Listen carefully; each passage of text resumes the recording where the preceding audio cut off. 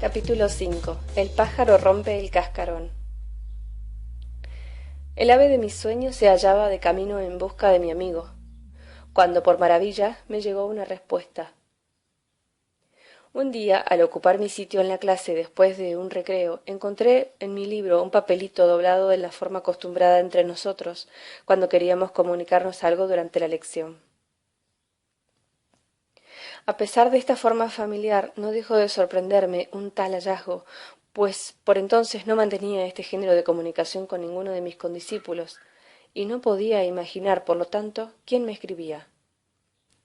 Pensé que sería una invitación a cualquier burla escolar, en la que no había de tomar parte, y sin pararme a leer lo escrito, volví a dejar el papel entre las hojas del libro.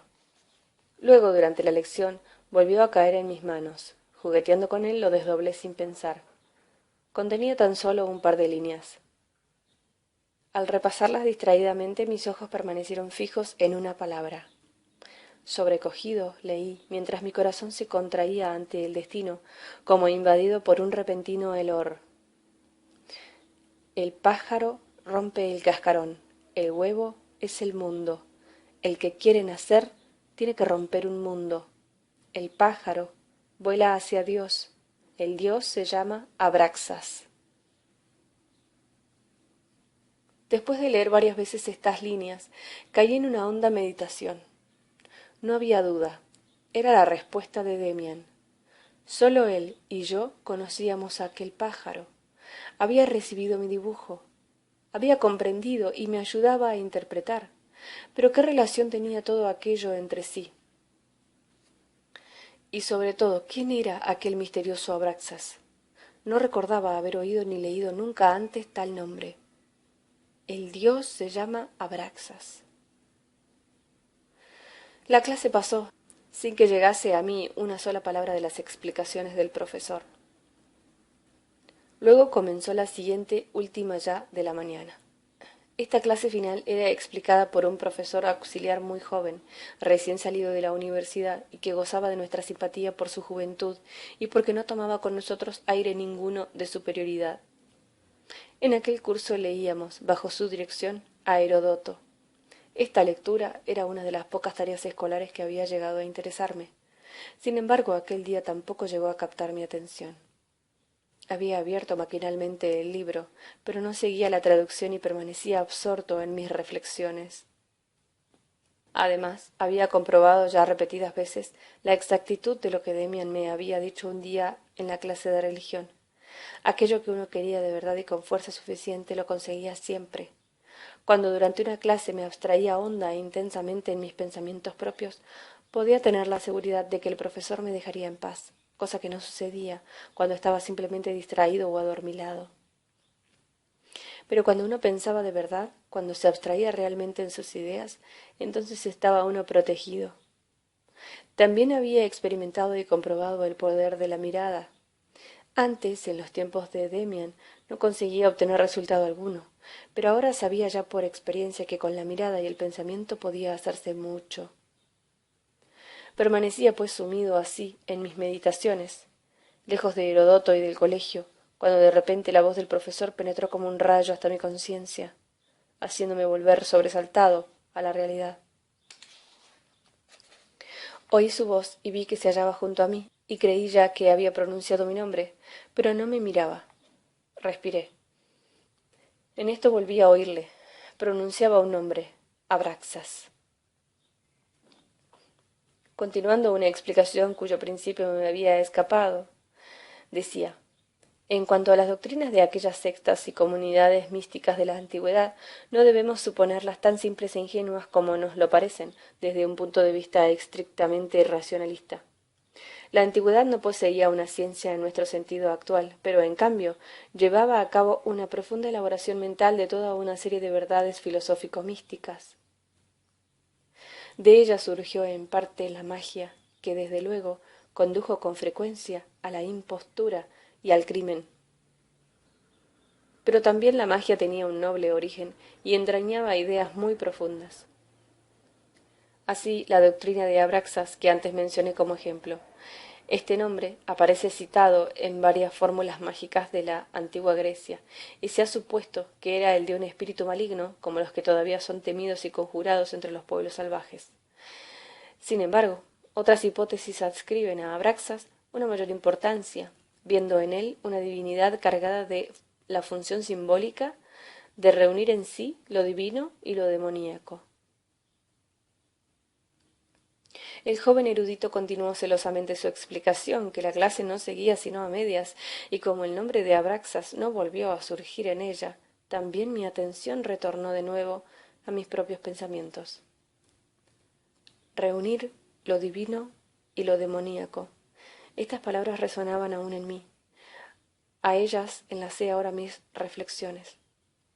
Me eran ya familiares desde mis diálogos con Demian en los últimos tiempos de nuestra amistad.